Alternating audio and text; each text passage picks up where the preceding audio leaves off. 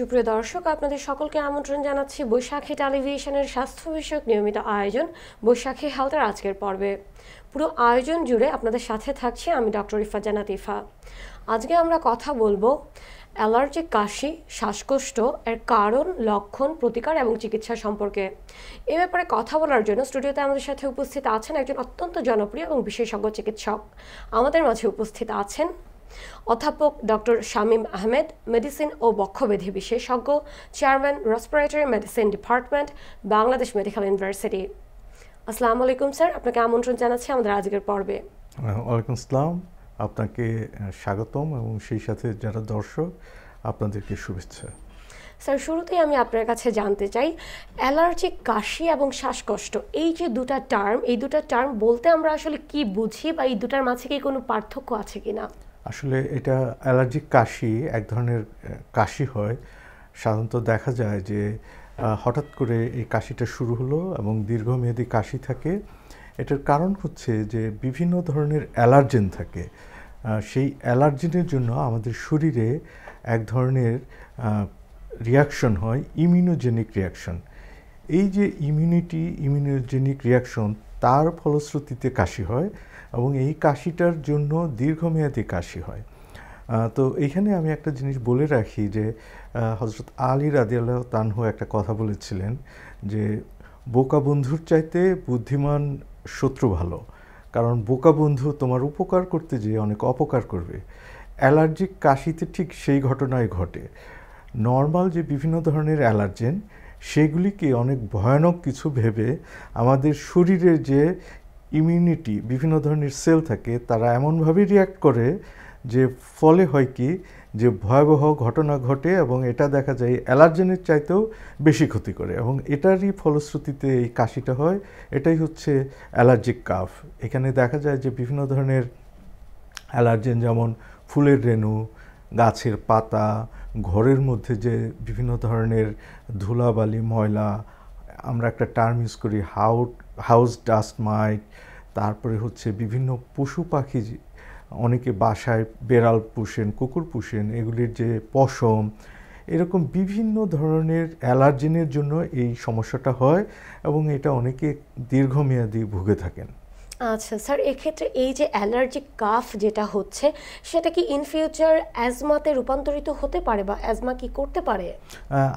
কারো কারো ক্ষেত্রে এটা, যদি কারো প্রিডিসপোজিশন থাকে এবং তার ফ্যামিলি হিস্ট্রি থাকে এরকম অ্যাজমার, তাহলে দেখা যায় কারো কারো ক্ষেত্রে এটা হতে পারে। তবে সাধারণত যেটা হয়, এটা কাশি হিসেবেই থাকে এবং এই কাশিটা লম্বা ধরনের কাশি হয়, অনেক সপ্তাহ এমনকি মাস পর্যন্ত থাকে এই অ্যালার্জিন কাফ।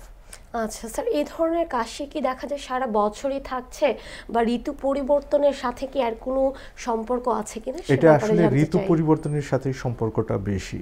এক একজনের দেখা যায় যে শীতের শুরুতে অথবা শীতের শেষে, অথবা যখন বিভিন্ন ধরনের ফুলের রেণু, গাছের পাতা ঝরে, বিভিন্ন ধরনের অ্যালার্জেনের পরিমাণ বাতাসে বেশি থাকে, এরকম সময়ে দেখা যায় এটা হয় এবং কারো কারো ক্ষেত্রে সিজনাল হয়। অনেকেই বলেন যে প্রতি বছরই আমার এরকম কাশি হয়, আবার কাশি চলেও যায়, মাঝখানে আমি দীর্ঘদিন ভুগে থাকি। এটা আসলে বিভিন্ন সিজনের সাথে সম্পর্কিত হতে পারে। স্যার, আরেকটা কথা আমি জানতে চাই, সেটা হলো অনেক পেশেন্টই দেখা যাচ্ছে সারা বছর অ্যান্টিহিস্টামিন জাতীয় ওষুধগুলো সেবন করছেন।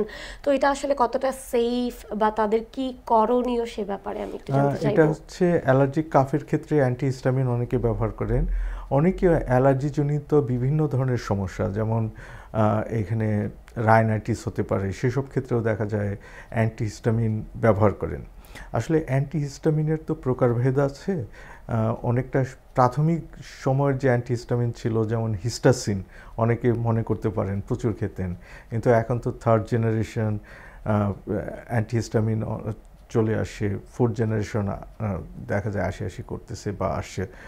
তো এগুলির ক্ষেত্রে যেটা একটা সমস্যা হয় যে খুব বেশি ঘুম ঘুম ভাব আসে, ড্রাউজিনেস আসে।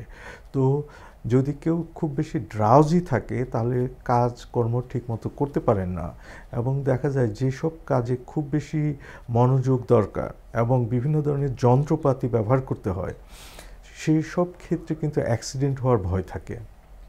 ড্রাইভার যারা দীর্ঘ পাল্লার গাড়ি অথবা ট্রাক যারা চালান অথবা যারা বিভিন্ন মেশিনারিতে কাজ করেন তারা কিন্তু এই অ্যান্টিহিস্টামিন খেয়ে দেখা যায় অ্যাক্সিডেন্টের শিকার হতে পারেন।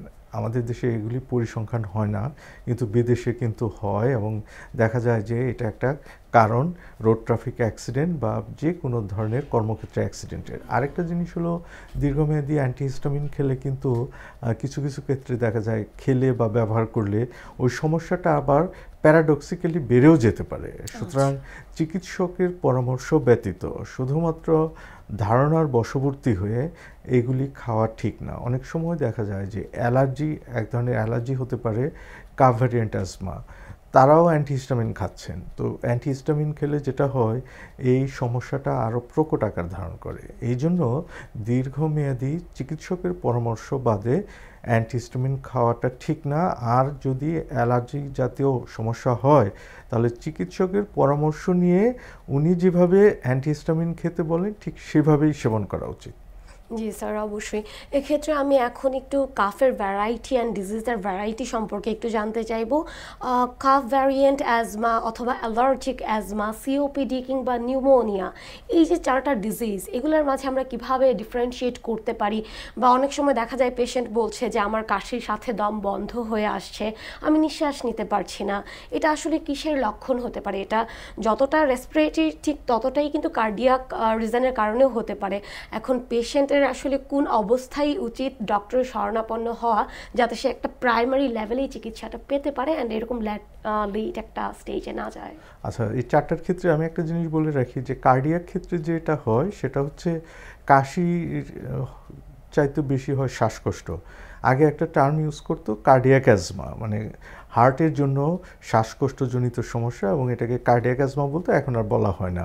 তো কার্ডিয়াক অ্যাজমা তো আলাদা জিনিস, কারণ হচ্ছে এখানে হার্টের সমস্যা, এবং হার্টের সমস্যা যে কারণে হয় যেমন ব্লাড প্রেশার বেশি, ডায়াবেটিস বা ischemic heart disease, heart failure এসব থাকে।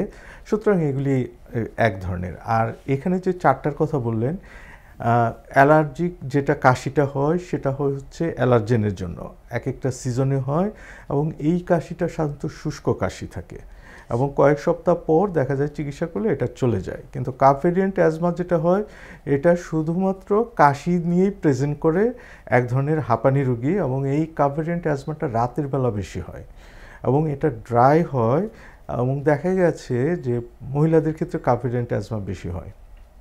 এবং এই কাফ ভ্যারিয়েন্ট অ্যাজমা যদি আমরা স্টেরয়েড ইনহেলার ব্যবহার করি তাহলে খুব ভালো রেসপন্স হয়। সুতরাং আমরা যদি কাশি দেখি যাচ্ছে না মাসের পর মাস এবং শুধুমাত্র কাশি নিয়ে থাকে, এটা কাফ ভ্যারিয়েন্ট অ্যাজমা একটা হতে পারে। আমরা স্পাইরোমেট্রি করি, তবে স্পাইরোমেট্রিতেও নর্মাল থাকলে আমরা যেটা করি সেটা হচ্ছে ব্রঙ্কো প্রভোকেশন টেস্ট, একটা পরীক্ষা, এটা করে আমরা এটা ডায়াগনোসিস করি। সিওপিডির ক্ষেত্রে যেটা হয় এটা একটা বয়স্ক মানুষের ক্ষেত্রে হয় এবং ধূমপায়ীদের ক্ষেত্রে হয়, এয়ার পলিউশন হলেও হয়। সুতরাং সিওপিডি যদি এই এক্সপোজার হিস্ট্রি না থাকে, ধূমপান বা ধুলাবালি অথবা বায়ু দূষণ, তাহলে সিওপিডি কম হয়, অল্প বয়সীদের ক্ষেত্রে হয় না। কাফ ভ্যারিয়েন্ট অ্যাজমা কিন্তু অল্প বয়সীদের বেশি হয়, টিনেজার বা আরেকটু বয়স্ক মহিলাদের ক্ষেত্রে, বা রাতে কাশি হয়। আর নিউমোনিয়া হচ্ছে এক ধরনের ইনফেকশন, ফুসফুসের লোয়ার রেসপিরেটরি ট্র্যাক্ট ইনফেকশন, একটু সিভিয়ার ফর্মে হয়। এটা ব্যাকটেরিয়া দিয়ে হয়, ভাইরাস বা অন্যান্য ফাঙ্গাল এইসব দিয়েও নিউমোনিয়া হতে পারে, এবং এই ক্ষেত্রে জ্বর থাকে।